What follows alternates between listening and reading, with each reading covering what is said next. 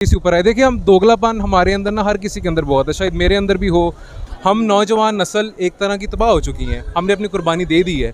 आगे हम यही जंग आपके साथ लड़ के मीडिया के साथ आगे आने वाली नस्ल अगर हम बचा सके तो बचा लें, चाहे वो मर्द है चाहे वो औरत है। जो रीज़नेबल डिमांड्स हैं ऑब्वियसली उनके साथ हम मुत्तफ़िक हैं, जिस तरह के ये एनवायरमेंटल मैनेजमेंट बेहतर करने की बात कर रहे हैं, और दूसरा समाजी और सोशली औरतों को वर्कफोर्स के अंदर इक्वल पे होना, इक्वल रिम्यूनरेशन होना। मैं खुद इसके हक़ में हूँ कि उन लोगों को आना चाहिए था, या इस तरह के मेन शहरा पर ना करते, गली गली कूचों कूचों में जाके अपना नज़रिया कि ये आपके राइट्स हैं वो उनको बताए जाते, ताकि वो उनको भी अवेयर हों कि हमारा क्या स्टेटस है as a citizen of this country और as a women of this country as well.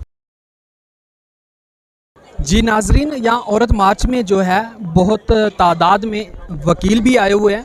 तो एक भाई वकील हैं और हम इनसे बात करते हैं। अस्सलाम वालेकुम। वालेकुम सलाम। कैसे हैं आप सर? अल्हम्दुलिल्लाह, आप सुनाए। सर, आप औरत मार्च में कैसे आए? सर, बात इस तरह है कि क्योंकि ये लीगली और सोशली एक बहुत इंपॉर्टेंट एस्पेक्ट है जो हमारी सोसाइटी ने एड्रेस करना बहुत लाजमी है। क्योंकि आप इनहेरिटेंस का लॉ देख लें, वो भी ख़वातीन के साथ मुंसलिक है। अक्सर हकूक़ नहीं मिलते हमारी ख़वातीन को। ये जो बेसिक स्ट्रक्चरिंग है लॉज की, वो मेरे ख्याल से ख़वातीन को इम्प्लीमेंट हो के उनको इन सब हकूक़ का मिलने चाहिए उनको। सर, इसी तरह तो हमारे जो माशरे में बहुत ज़्यादा वाक़यात बढ़ रहे हैं मैन हिरासमेंट के भी, आदमी के हरासमेंट के, उसके लिए कोई एहतजाज वगैरह या कोई उसके लिए भी कोई मुतालबात? देखिए, ऑपरेशन किसी भी किस्म का हो, हम ये आज वही दिन मनाने हैं कि चाहे मर्द के ख़िलाफ़ हो, इंसान, क्योंकि आज हमारी एक पुलिस स्टेट बनी हुई है, एक बनाना रिपब्लिक बनी हुई है जिसके अंदर आम आदमी का कोई फ्यूचर नहीं है। हम नौजवान नस्ल एक तरह की तबाह हो चुकी हैं, हमने अपनी कुर्बानी दे दी है। आगे हम यही जंग आपके साथ लड़ के मीडिया के साथ आगे आने वाली नस्ल अगर हम बचा सके तो बचा लें, चाहे वो मर्द है चाहे वो औरत है।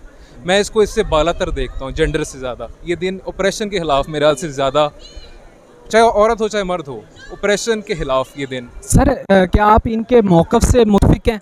सारे जो रीज़नेबल डिमांड्स हैं ऑब्वियसली उनके साथ हम मुत्तफ़िक हैं, जिस तरह के ये एनवायरमेंटल मैनेजमेंट बेहतर करने की बात कर रहे हैं, और दूसरा समाजी और सोशली औरतों को वर्कफोर्स के अंदर इक्वल पे होना, इक्वल रिम्यूनरेशन होना, इस तरह के, और इक्वली क्वालिफाइड औरत को इक्वल रिम्यूनरेशन मिलनी चाहिए। मैं उसके साथ सहमत हूँ इनकी बात के साथ। और बाकी दीगर भी जो हमारी सोसाइटी के अंदर, जैसा कि पता है कि औरतें अक्सर ख़ास तौर पर रात के टाइम निकलना, ये चीज़ सिक्योरिटी ख़वातीन के लिए स्टेट एजेंसीज़ को बहुत लाजमी प्रोवाइड करना। सर, हमारे माशरे में जो है वो औरतें जो है पढ़ भी रही हैं और आगे अदारों में काम भी कर रही हैं, और बहुत ज़्यादा, लड़कों से भी ज़्यादा तादाद में। तो फिर ये किस चीज़ का मुतालबा है? क्योंकि ये आप शहरों की बात कर रहे हैं, क्यों, और हमारा एक लम्हा फ़िक्रिया और अलमिया भी यही कि हम ये शहरों तक महदूद रखते हैं। जो गाँव या छोटे शहरों में या छोटे इलाके लाहौर के, उधर ये अवेयरनेस फैलनी चाहिए।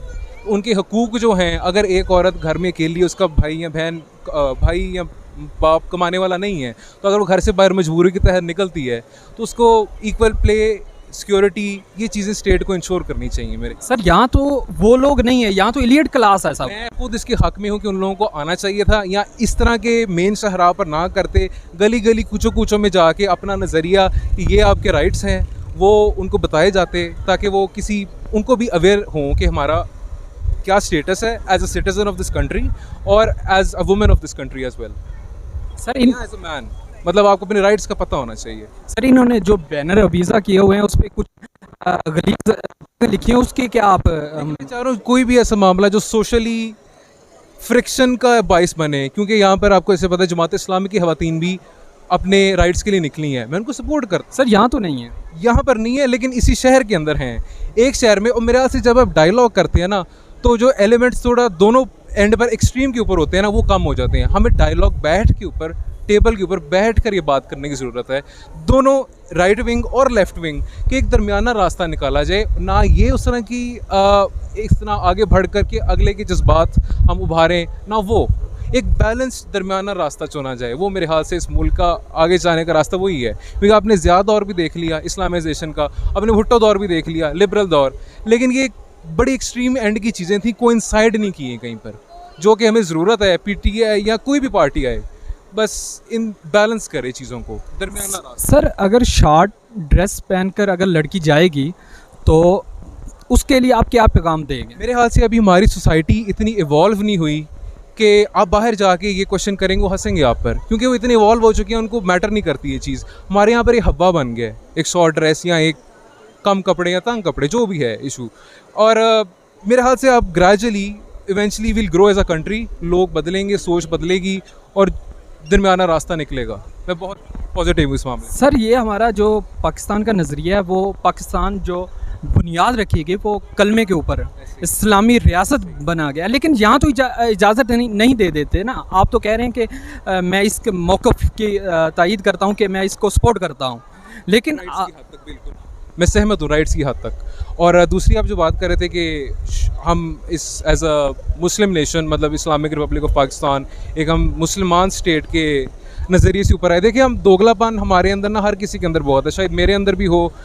हम ना एक मुल्क को ना 70 साल पहले एक लकीर खींच के इकट्ठा कर दिया, उसमें बड़े मुख्तलिफ लोग थे, उन सबको एक तरफ ज़बरदस्ती लगाया गया, बैठ के किसी ने बात नहीं की। यार जो भी अपना अपना करे, प्रैक्टिस करे। मतलब इस सब कॉन्टिनेंट के अंदर हिंदूज भी थे, मुसलमान भी थे, सब अपना अपना। इस तरह इंडिया के अंदर अगर आप मुसलमान हैं तो आपका इनहेरिटेंस का जो इशू है वो आपके अपने लॉ के तहत होगा, अगर कोई हिंदू है तो वो उसके अपने लॉ के तहत होगा।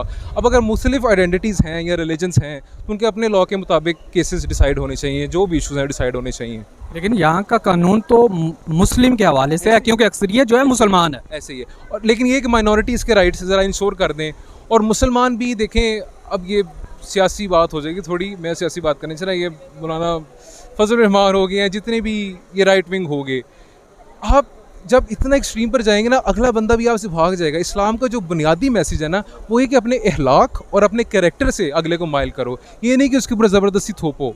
कब ही कोई आपसे कन्विंस हो। अगर मैं आपका वो ज़बरदस्ती आके कहूँ कि आप ये दीन कबूल कर लिया, अगर आप मुसलमान नहीं होते तो आप नहीं करेंगे। अगर मेरा अखलाक अच्छा होगा, इस्लाम करने का तरीका, इस तरह की चीज़ें, तो आप माइल होंगे मेरी तरफ। सर देखें, अगर भाई बहन को बरहाना जो है वो लिबास पहनने से रोकता है, तो इसमें जो है आप जो कह रहे हैं उस पर कोई चीज़ ठोस दी जाए, तो इसमें तो कुछ नहीं है कि भाई बहन हक रखता है, बाप भी। क्योंकि हम इस्लामिक मुल्क हैं, इस तरह भाई या अगर बाप वाली होता है, मतलब वारिस होता है अपनी बेटी का, तो अगर उसको पाल पोस रहा है, शायद उसको हक है कहने का एक हद तक कि आप थोड़ा बैलेंस्ड अपना लाइफस्टाइल लेके चलो। क्योंकि आप जिस माशरे में रह रहे हो ना, उधर ये चीज़ें थोड़ी मैटर करती हैं, जो अभी इतनी जल्दी नहीं बदलेंगी। हम आवाज़ उठा रहे हैं, लेकिन थोड़ा टाइम लगेगा बदलते।